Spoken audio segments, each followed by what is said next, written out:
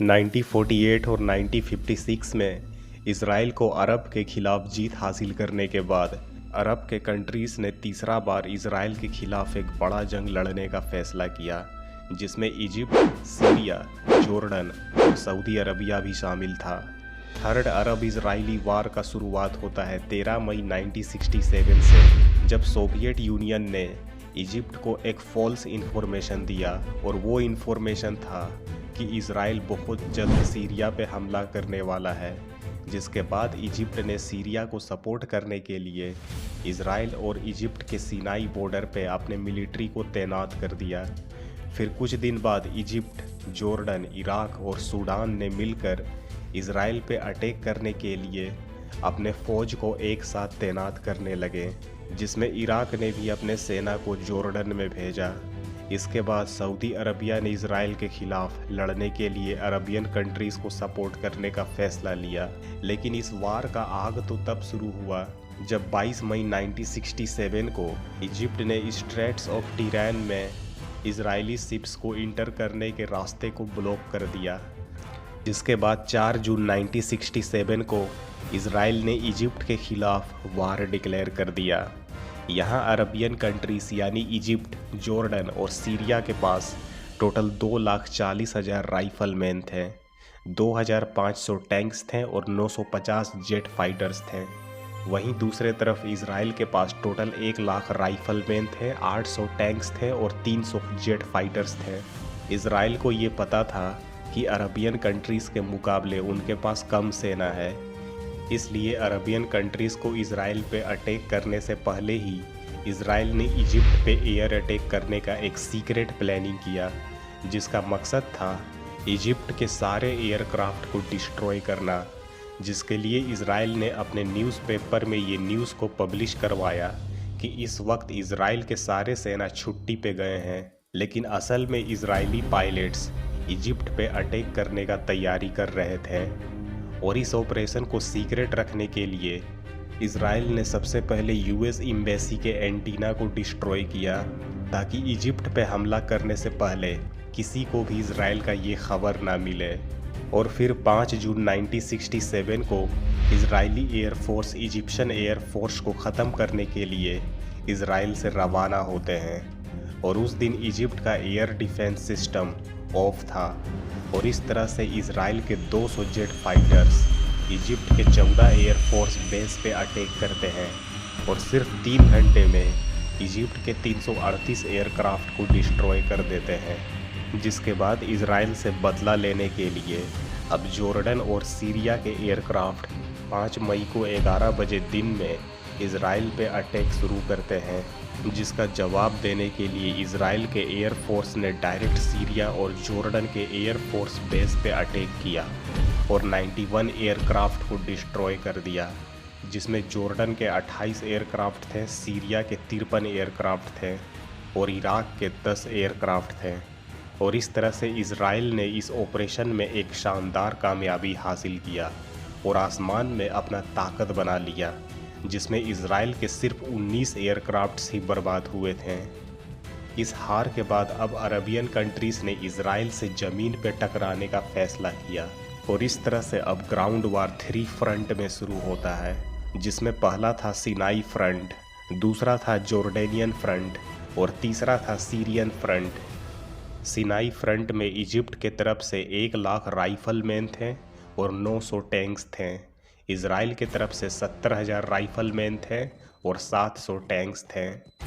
और अब 5 जून को सिनाई फ्रंट के नॉर्थ में इजरायली सेना आगे बढ़कर हमला करना शुरू करते हैं, जिसका जवाब देने के लिए इजिप्शियन सेना भी आगे बढ़ते हैं, लेकिन उन्होंने इजरायली फोर्सेस को आगे बढ़ने से नहीं रोक पाए।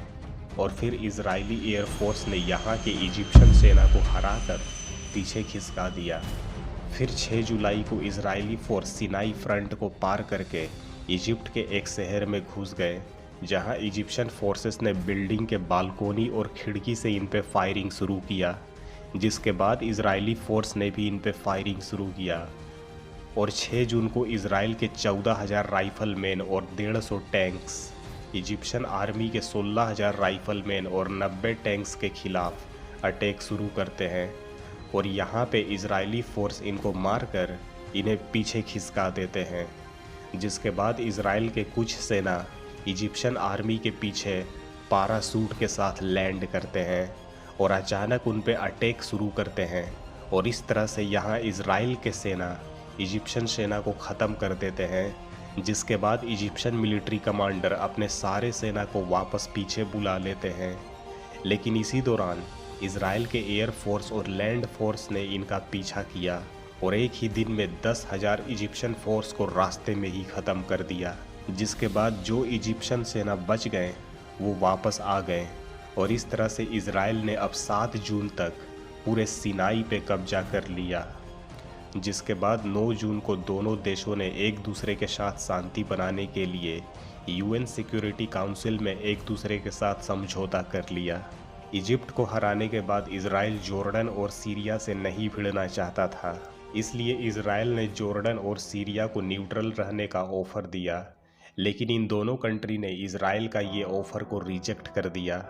जिसके बाद इजराइल ने यूएन सिक्योरिटी काउंसिल से जॉर्डन के साथ समझौता करने का रिक्वेस्ट किया और जब इस मैसेज को यूएन सिक्योरिटी काउंसिल ने जॉर्डन किंग हुसैन को भेजा तब उसने ये जवाब दिया कि अब कोई समझौता नहीं हो सकता, इसलिए इजराइल को जंग का तैयारी कर लेना चाहिए क्योंकि हमारे एयरफोर्स ऑलरेडी इजराइल पे अटैक करने के लिए रवाना हो चुके हैं। और इस तरह से जॉर्डन और इराक के एयरफोर्स ने मिलकर इजराइल के एरिया वेस्ट जेरूसलम पे बमबारी शुरू करते हैं, जिसमें 36 लोग मारे गए और 900 बिल्डिंग डैमेज हुए। जिसके बाद इजराइल ने भी अपने एयरक्राफ्ट के साथ जॉर्डन पे हमला किया। उस वक्त ईस्ट जेरूसलम जॉर्डन के पास था और वेस्ट जेरूसलम इजराइल के पास था, इसलिए यहाँ जेरूसलम शहर में इजराइल और जॉर्डन के बीच जंग छिड़ जाता है और 7 जून को इजराइल ने जॉर्डन के खिलाफ जीत हासिल कर लेता है और पूरे जेरूसलम शहर को अपने कब्जे में ले लेता है। इसके बाद अब सीरिया अपने एयर फोर्स को इजराइल पे अटैक करने के लिए रवाना करता है, लेकिन इजरायली एयरक्राफ्ट्स उन्हें आसमान में ख़त्म कर देते हैं। जिसके बाद सीरिया का लैंड फोर्स इजराइल पे अटैक करने का कोशिश करते हैं, लेकिन इजरायली फोर्स उन्हें मारकर पीछे भगा देते हैं। फिर Israeli air force Syrian air base पे अटैक करते हैं और सीरिया के 2/3 एयर बेस को ख़त्म कर देते हैं। फिर इजरायली एयरक्राफ्ट सीरिया के लैंड फोर्स पे हमला करते हैं और सीरियन आर्मी को हैवी डैमेज कर देते हैं, जिसके वजह से सीरियन आर्मी का हौसला टूट जाता है। यहाँ सीरियन फ्रंट में दोनों तरफ के सेना का नुकसान हो चुका था, लेकिन आखिरकार इजरायली फोर्स ने अपने एयर फोर्स के सपोर्ट से सीरिया के खिलाफ भी जीत हासिल कर लिया और इस तरह से 11 जून 1967 को थर्ड अरब इजरायली वॉर ख़त्म होता है, जिसमें इजराइल ने अकेले ही 5 Arabian country Egypt, Jordan, Syria, Iraq और सऊदी अरबिया के खिलाफ जीत हासिल कर लिया। इस वार में 983 इजरायली आर्मी मारे गए, 15,000 इजिप्शियन आर्मी मारे गए, 700 जॉर्डेनियन आर्मी मारे गए और 2,500 सीरियन आर्मी मारे गए। इस वार के बाद अब Gaza strip, Sinai peninsula, Jerusalem और सीरिया का गोलन हाइट अब इजराइल के कब्जे में आ गया और इस तरह से अब इजराइल ने पूरे मिडिल ईस्ट में सबसे ताकतवर देश बन चुका था।